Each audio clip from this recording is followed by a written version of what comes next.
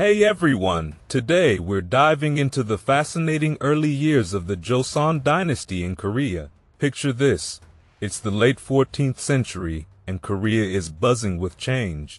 The Joseon period kicks off in 1392 and lasts until about 550, filled with both internal power struggles and incredible progress in science, culture, and education. Let's backtrack a bit. The Joseon Dynasty was established after a dramatic series of events.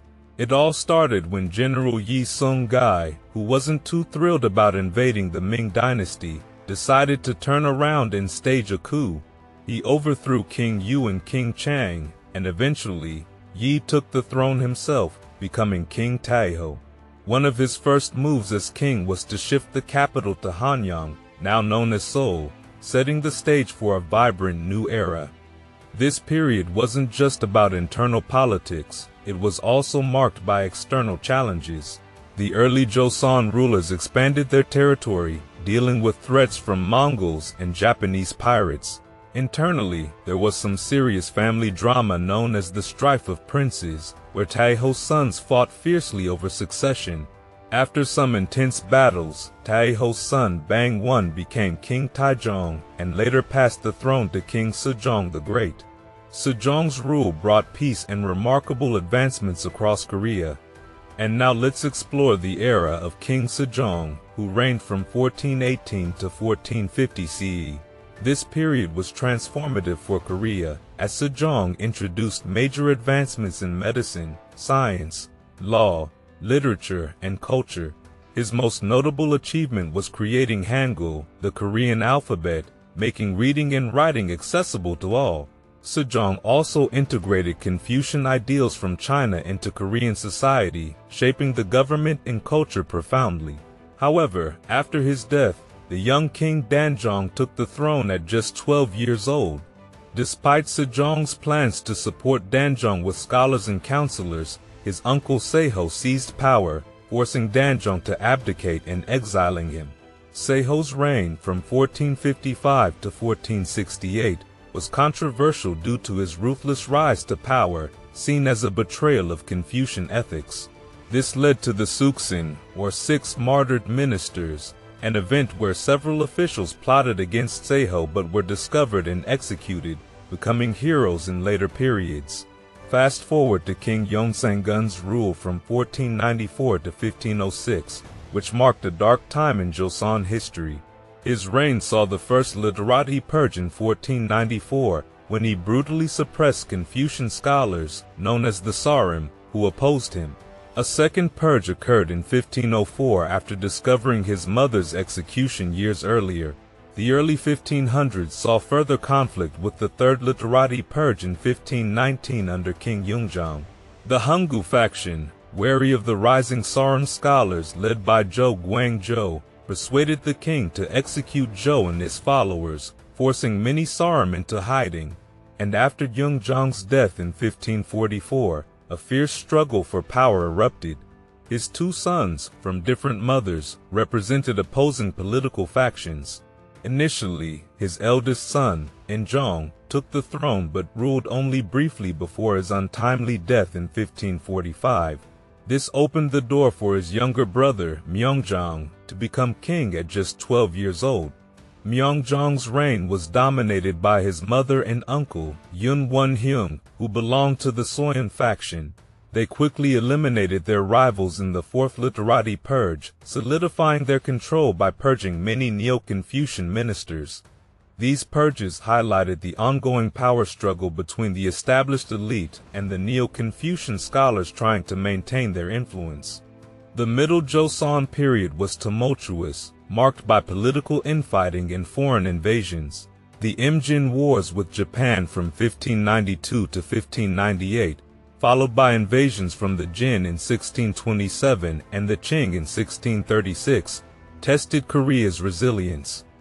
These conflicts eventually led to a period of isolationism, paving the way for renewed progress in the late Joseon period. On the military front, a significant change occurred in 1400 when Taejong abolished private armies, creating a national army structure.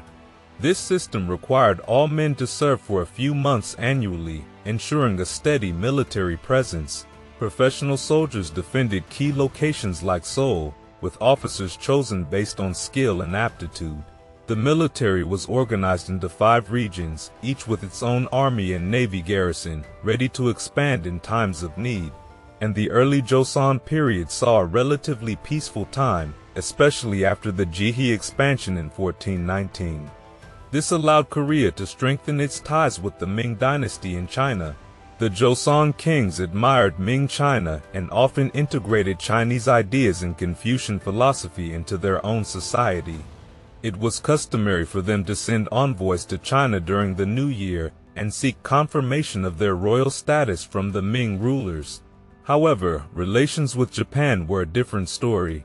The period was bookended by conflicts with the Japanese, and in between, Japanese pirates frequently raided Korean coastal cities.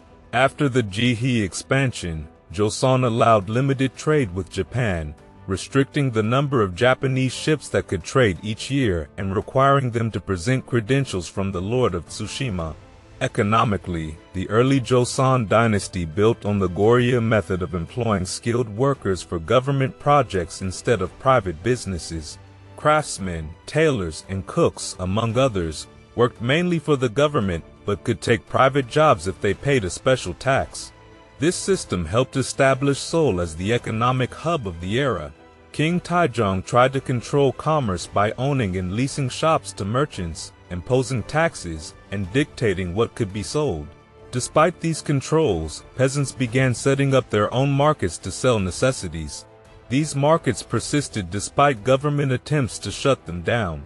In terms of currency, the economy relied heavily on barter, using grain, silk, and cloth. While there were efforts to introduce coinage, it wasn't until the late 18th century that coins became common, with the Sangpyeong Tongbo copper coins becoming widespread after 1678. And now let's explore the impact of religion and society during this time. The Joseon kings, especially Sejong, were committed to embedding Confucian ideals deeply into Korean society.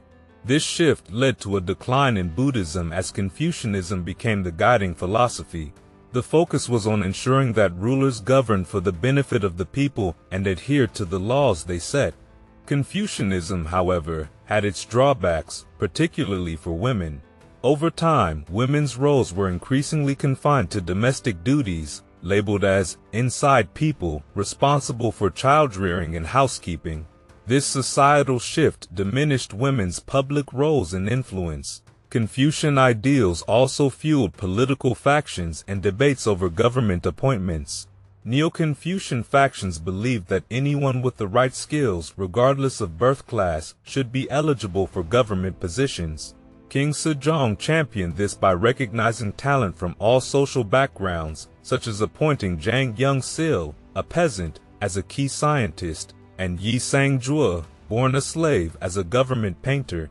In education and science, the Joseon Dynasty placed great importance on the civil service exam, the Gwagyo, which emphasized the 4 books and 5 classics of China. While theoretically open to all, the exam's demands largely limited participation to the upper classes. Despite this, social mobility was higher than in the previous Goryeo dynasty, allowing some to rise through merit and royal recognition. Economically, King Sejong introduced progressive taxes based on crop yields, benefiting farmers and fostering prosperity. He also distributed farmland to lower classes to help integrate them into society. However, the institution of slavery persisted, with slaves and their children remaining in bondage. Scientifically, the era saw significant advancements. Korea's first water clock was developed, enhancing timekeeping accuracy. Precise maps of Joseon were created, impressive even by today's standards, and astronomical facilities at the royal palace led to innovations like a new calendar system. And the early Joseon period marked a vibrant era for art and architecture.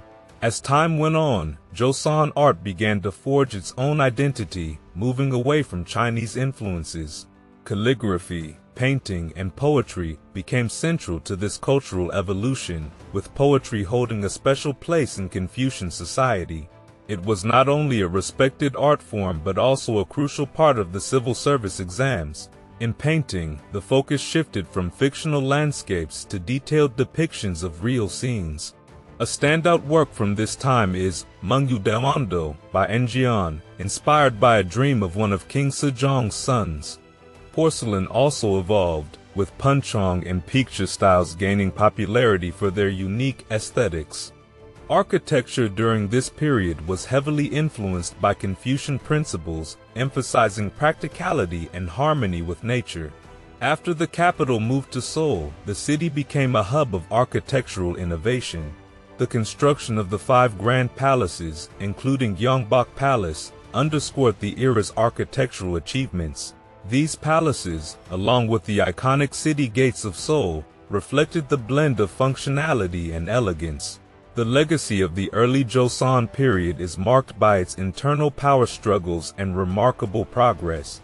Confucianism became deeply rooted, fostering nearly 5 decades of growth and stability. However, the later part of this era saw political infighting and purges, setting the stage for the Middle Joseon period's challenges. Yet, the advancements made during the early Joseon laid the groundwork for future prosperity in the late Joseon era.